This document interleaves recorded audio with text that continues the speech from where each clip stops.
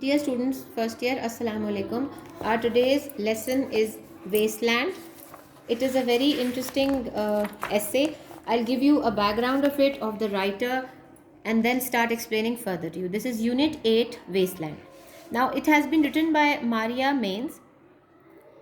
This is a very interesting piece of work that the American writer and critic Maria von Heemberg Maines, she wrote this.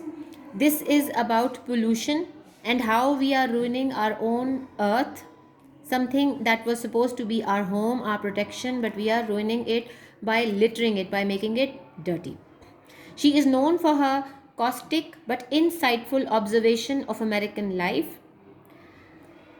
Now, this particular essay is about pollution. Maine's main point in her work is to make us reflect how the human species is destroying Earth by throwing waste into the atmosphere. Through her detailed descriptions, the reader is able to picture how people's lack of consciousness and an extreme indifference is tearing apart our world, for it is all contaminated as a result of different literary devices, as a result of men's actions.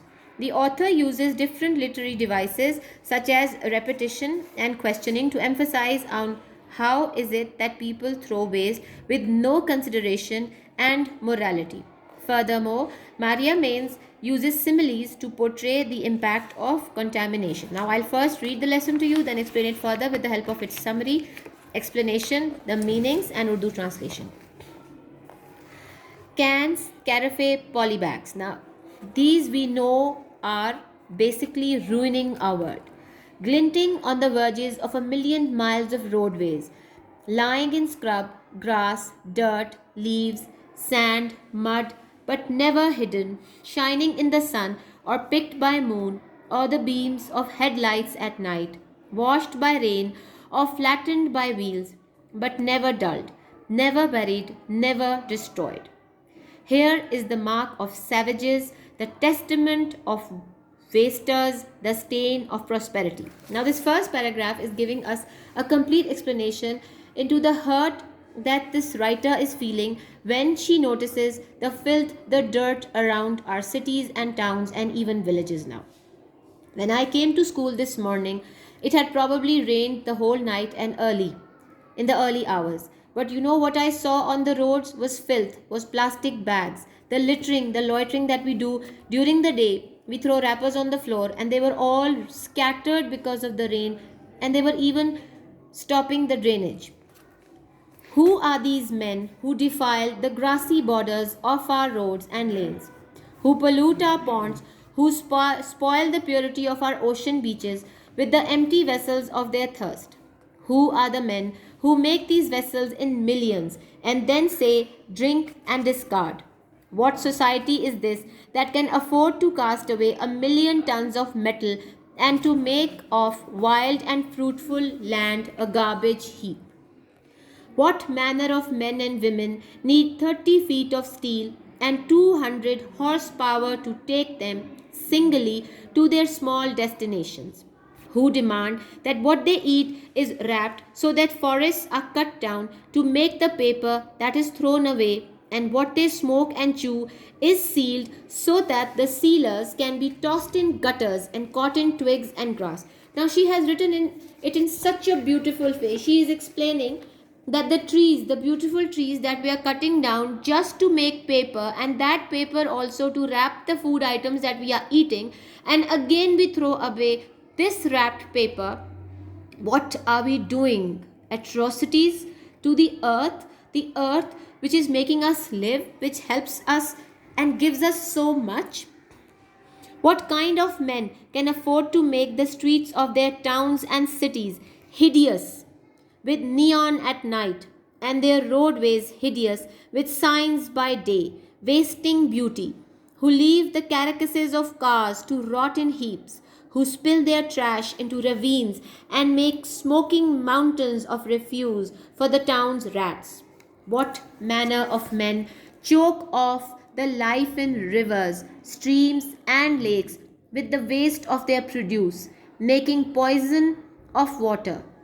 Who is as rich as that? Slowly, the wasters and despoilers are impoverishing our land, making it poor, our nature and our beauty, so that there will not be one beach, one hill, one land, one meadow, one forest free from the debris of men and the stigma of his improvidence. Who is so rich that he can squander improvidence, wealth of earth and water for the trivial needs of vanity or the compulsive demands of greed? Or so prosperous in land that he can sacrifice nature for unnatural desires? The earth we abuse and the living things we kill will in the end take their revenge. For in exploiting their presence, we are diminishing our future. And what will we leave behind us when we are long dead? Temples, amphora, sunken treasure, or mountains of twisted, rusted steel, cannons of plastic containers, and a million miles of shores garlanded not with the lovely wrack of the sea, but with the cans and bottles and light bulbs and boxes of a people who conserved their convenience at the expense of their heritage, and whose ephemeral prosperity was built on waste. Now let's read something about the author. This short essay is by the late authoress Maria Maines. She was born in 1904 and died in 1990. Published in her book More in Anger in 1958 in the United States. Though forgotten today, Maines was one of the well-known writers, editors, and social critics of her time, and her words often took clear aim at the hypocrisy of life in the USA and the so-called American dream. Now let's read the meanings. The first word is amphora, a tall Greek or Roman jar or jug with two handles and a narrow neck. Cannon, a deep gorge, typically one with the river flowing through it as found in North America. Carcasses is a noun, the structural framework of a building, ship or piece of furniture, the remains of something. Debris, noun, scattered pieces of rubbish or remains. Defile, verb, damage the purity or appearance of, mar or spoil. Despoiler, plunderer. Ephemeral, adjective, lasting for a short time. Glinting, give out or reflect small flashes of light. Hideous, adjective, extremely ugly. Impoverishing, verb, make a person or area poor. Improvidence, adjective, thoughtlessness. Ravine, noun, a deep, narrow gorge with steep sides. Refuse, noun, matter thrown away or rejected or worthless rubbish.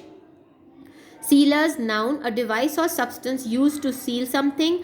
Squander, verb, waste something, especially money or time, in a reckless and foolish manner. Stigma, noun, a mark of disgrace associated with a particular circumstance, quality, or person. Vanity, noun, excessive pride or admiration of one's own appearance, achievements, the quality of being worthless or futile. Verges, an edge or border, a grass edging such as that by the side of a road or path. Rack, noun, any of a number of coarse brown seaweeds which grow on the shoreline, frequently each kind forming a distant band in relation to high and low water marks. Many have air bladders or buoyancy. Now let's start understanding the lesson. Let's start from the beginning. Now the thesis statement of the man's essay is, what society is this that can afford to cast away 1,000,000 tons of metal and to make of wild and fruitful land a garbage heap? Now here the writer is complaining about the way we are ruining our own earth. Man gives full 5 examples of waste, namely cans, paper cars, carcasses, bottles and light bulbs. They pollute the grassy borders, roads and lanes, ponds, ocean beaches, wild and beautiful land, forests, streets or towns and cities, roadways, ravines, mountains, rivers, streams. We are loitering everywhere on this earth. We have ruined everything because of these waste products. The writer wants to achieve the attention of people and awake the consciousness of the people regarding pollution. She shows the mirror to people that how they are destroying earth by throwing waste into the environment and polluting the atmosphere. It is our job, it is all our job to clean our earth and clean up afterwards. Whatever we mess up is supposed to be cleaned up by us. Now, in this essay, she has asked about 10 questions. She asks the question again and again that who defiles the grassy borders, who make these, what society can afford, what manner of men and women are these, who demanded to wrap it, like we wrap our food items in paper, then throw away this paper on the earth, on the grass, in the streets, in water, and then we are ruining whatever little reserve is left for us. It is a persuasive and different essay from the formal argument. She's trying to persuade us to clean up after when we loiter, when we make a mess of the things that we have eaten, and after eating we throw them away in the place, in the park, in the picnic spot that we went to. We are messing up our own earth. This is an accurate statement because we spend our life in these places which are the parts of our beautiful earth and nature, and we are ourselves creating our own graves by messing up these beautiful places. Americans are the audience of Mainz because she was aware of the American people. She was living there and she saw these things. These are all her observations. Her argument is based on factual arguments because she saw the devastating situation of the nature and wrote about it. She was a keen observer and wrote whatever she saw.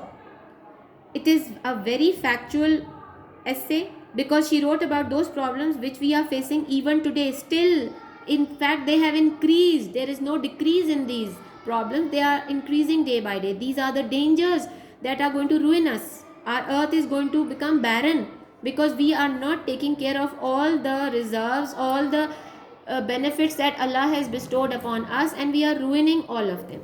Now let's start understanding its Urdu version also. Let's go to the summary first and then I'll give you the Urdu translation.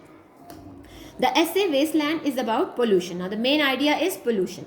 The writer's main point is in this essay is to divert our attention to the fact that how the human species is destroying earth by throwing waste materials like cans, polybags and other dirts on the road and in the fields.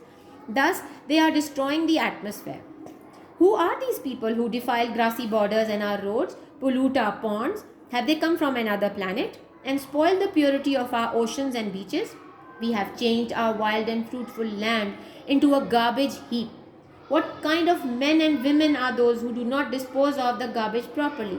We eat things and throw the waste carelessly. We drink and throw the bottles here and there, although we know that taking them to their proper destinations is not a difficult work. What kind of humans can afford to make our streets and cities dirty and waste their beauty? We throw the waste into ravines and make smoking heaps of refuse. We are doing it. Nobody's coming from another planet and ruining our earth. It is we as a whole. We are ruining our own earth. What kind of men are endangering the life inside rivers and seas? We are endangering species because of the waste that we throw in the seas and the rivers. We are making the pure waters polluted and poisonous. Some irresponsible people are causing land, water, air and noise pollution so that there will be no beach, no hill, no land, no meadow and no forest free from this debris of man, the dirt of man and the stigma of their thoughtlessness, their meanness. We are sacrificing nature for our unnatural desires. The earth we abuse, the living things we kill and the water we pollute will in the end take their revenge because there will be nothing left for our children and their children because we have used up all the resources, and what we have done is we have messed them up. Not only are we using them, we are not even conserving them and we are ruining them. Our main aim is in this essay is to explain to the people that the meanness that we are doing right now is going to spoil our own children. We will leave nothing for them.